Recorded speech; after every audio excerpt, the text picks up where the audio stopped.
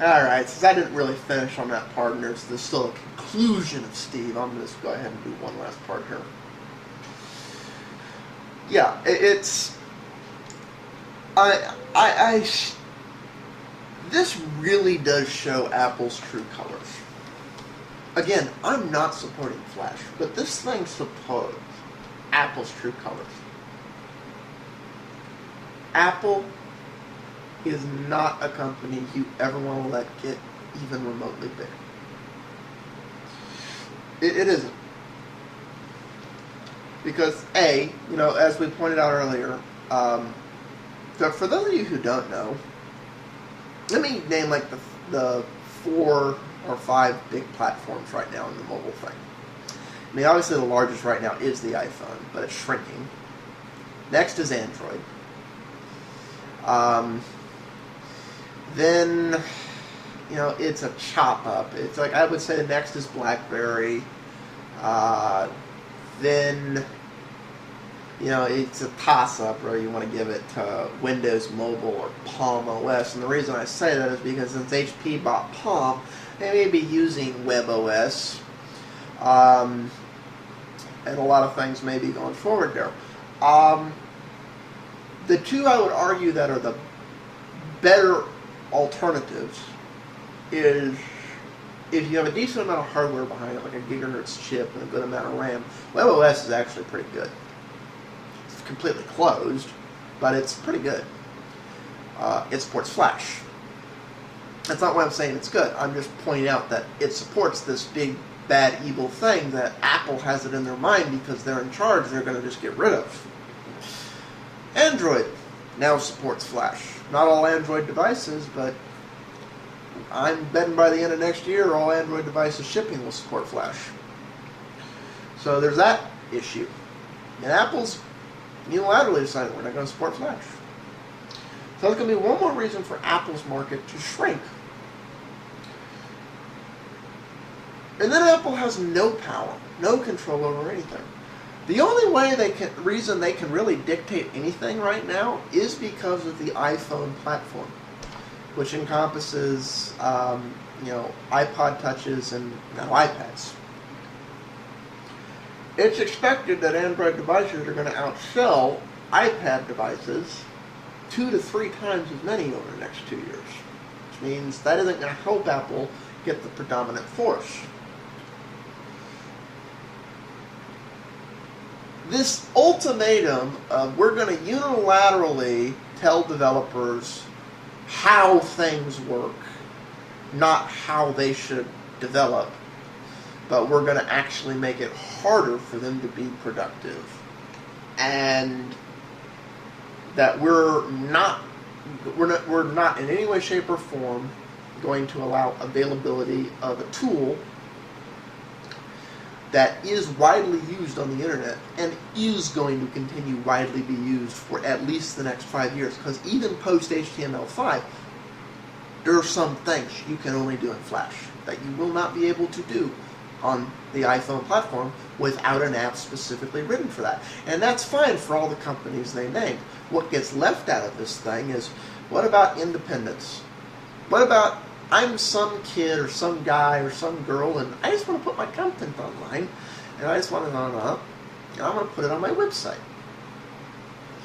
Well, there are some situations like that where YouTube doesn't quite suit your needs and there isn't an alternative, and then there's things like, and now, fortunately now there's Ustream and Justin TV and Stickcam and Justin TV apps. So that's now been covered by third party.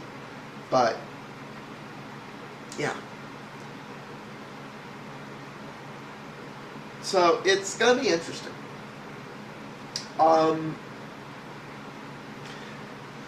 Apple's conclusion here is Flash was created during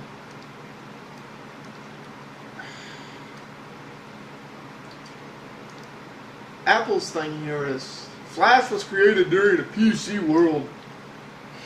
Yada yada yada yada. 2,000 apps on Apple Store prove that Flash isn't necessary.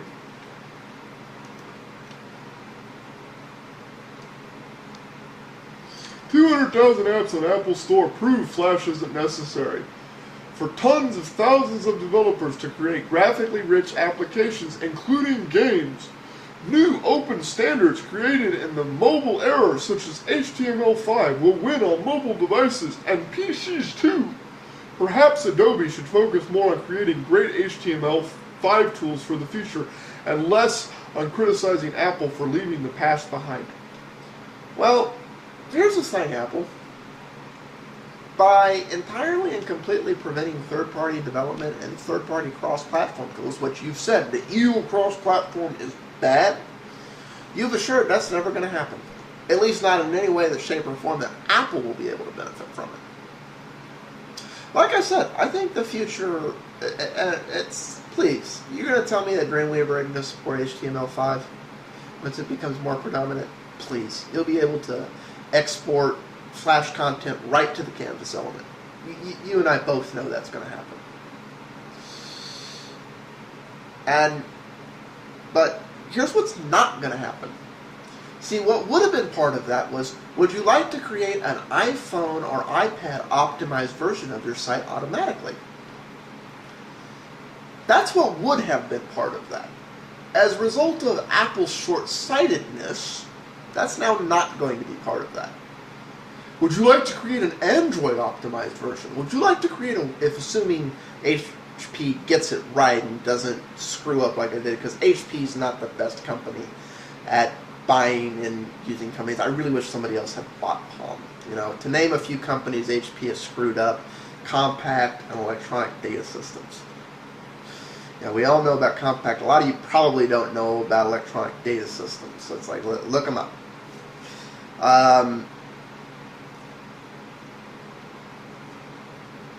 But, you know, it's not. So basically, all the tools that Adobe makes, as they develop and grow over the next 3 years, they will make optimized for everyone but Apple, because Apple said they don't want them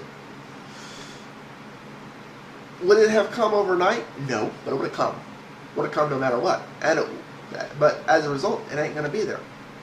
So less and less stuff is going to be developed over time. You know,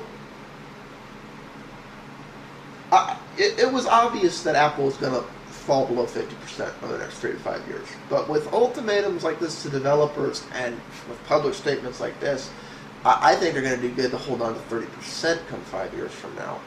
If WebOS kicks off with the help of HP and becomes a second good contender against the iPhone, then they'll be lucky to hold on to 10%. We'll all be talking about, we remember how history repeated itself. So, yeah. You know, that's, to quote Steve Jobs, perhaps Adobe should focus more on creating great HTML5 tools for the future. Well, why should they do that in any way, shape, or form for Apple? Because you told them not to. And, you know, why are you holding such a damn grudge against Apple? You know, against Adobe. Apple, you kind of need to let go of the past, too. It's not 1984. You're not protecting us from the big bad IBM. You're fighting companies that want to embrace open standards. Now, I'm not saying Adobe's one of those companies, but, you know, one of the key companies that two of the key things that Apple's attacking are Linux and Google, both of whom embrace the idea of open. This is the company saying embrace open standards. Embrace open standards by way of the closed barbed wire box that we completely and totally control. Yes, that's open.